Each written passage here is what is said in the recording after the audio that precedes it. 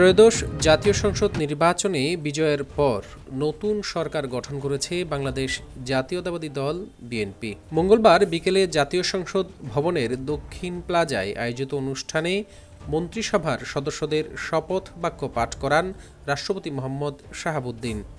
নতুন মন্ত্রিসভায় মোট ৫০ জন সদস্য রয়েছেন। এর মধ্যে ২৫ জন পূর্ণমন্ত্রী ও ২৪ জন প্রতিমন্ত্রী এবং ৩ জন টেকনোক্রেট সদস্য অন্তর্ভুক্ত হয়েছেন। ত্রয়োদশ জাতীয় সংসদ নির্বাচনে জয়ী হয়ে প্রায় ২ দশক পর আবারও সরকার গঠন করল বিএনপি। এর আগে ২০০১ থেকে ৬ সাল পর্যন্ত দলটি রাষ্ট্র পরিচালনার দায়িত্বে ছিল। এবারের মন্ত্রিসভায় উল্লেখযোগ্য সংখ্যক নতুন মুখ রয়েছে। ২৫ জন মন্ত্রীর মধ্যে ১৭ জনই প্রথমবারের মতো মন্ত্রী হয়েছেন। একইভাবে ২৪ জন প্রতিমন্ত্রীর সবাই নতুন, অর্থাৎ অভিজ্ঞদের পাশাপাশি তরুণ ও প্রথমবার নির্বাচিত প্রতিনিধিদের বড় একটি অংশ সরকার পরিচালনায় যুক্ত হয়েছেন। এছাড়া প্রধানমন্ত্রী হিসাবে দায়িত্ব নিয়েছেন তারেক রহমান, যিনি এই প্রথম মন্ত্রিসভার সদস্য হিসাবে শপথ নিলেন। নতুন মন্ত্রিসভার সদস্য হিসেবে তথ্য ও সম্প্রচার মন্ত্রণালয়ের দায়িত্ব পেয়েছেন বরিশাল ১ আসন থেকে একাধিকবার নির্বাচিত সংসদ সদস্য জহিরুদ্দিন স্বপন।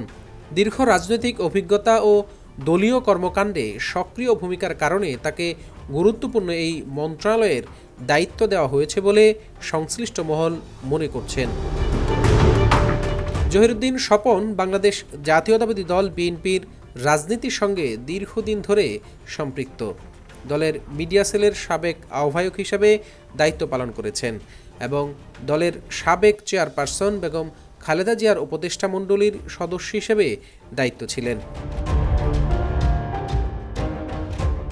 জহিরুদ্দিন স্বপনের জন্ম বরিশাল জেলার গৌরনদী উপজেলার শরীকল গ্রামে। ছাত্রজীবন থেকেই তিনি রাজনীতির সঙ্গে যুক্ত হন এবং সাংগঠনিক কর্মকাণ্ডে সক্রিয় অংশগ্রহণের মাধ্যমে নেতৃত্বের অভিজ্ঞতা অর্জন করেন।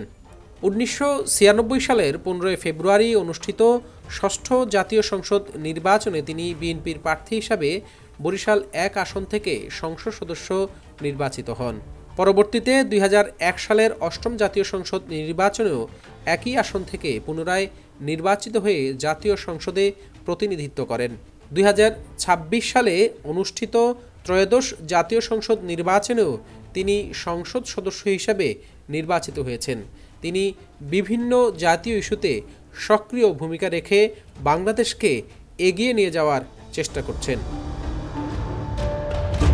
বিএনপির মিডিয়া সেলের আহ্বায়ক হিসেবে দায়িত্ব পালনকালে দলীয় অবস্থান গণমাধ্যমে তুলে ধরা, রাজনৈতিক বিশ্লেষণ উপস্থাপন এবং যোগাযোগ কার্যক্রম সমন্বয়ে তিনি গুরুত্বপূর্ণ ভূমিকা রাখেন। এছাড়া তিনি বিএনপির কমিউনিকেশন সেলের প্রধান সম্পাদক এবং Bangladesh nationalist research and communication BNRCর পরিচালক হিসেবেও দায়িত্ব পালন করেছেন। দলীয় কৌশল নির্ধারণ, সাংগঠনিক শক্তি বৃদ্ধি এবং তৃণমূল পর্যায়ে কর্মীদের সঙ্গে নিবিড় যোগাযোগ বজায় রাখার ক্ষেত্রে তার সক্রিয়তা দলীয় মহলে প্রশংসিত। রাজনীতির পাশাপাশি সামাজিক কর্মকাণ্ডেও তিনি অংশ নেন।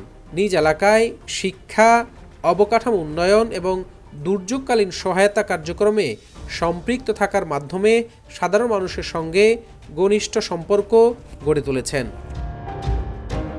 জহিরুদ্দিন স্বপন বাংলাদেশের সমসাময়িক রাজনীতিতে একটি পরিচিত ও আলোচিত নাম। ছাত্র রাজনীতি থেকে শুরু করে জাতীয় সংসদ পর্যন্ত তার দীর্ঘ রাজনৈতিক পথচলা তাকে দলীয় ও জাতীয় পর্যায়ে গুরুত্বপূর্ণ ব্যক্তিত্বে পরিণত করেছে। সময়ের সঙ্গে সঙ্গে তার রাজনৈতিক ভূমিকা আরও বিস্তৃত হবে এমন প্রত্যাশা রয়েছে রাজনৈতিক মহলে।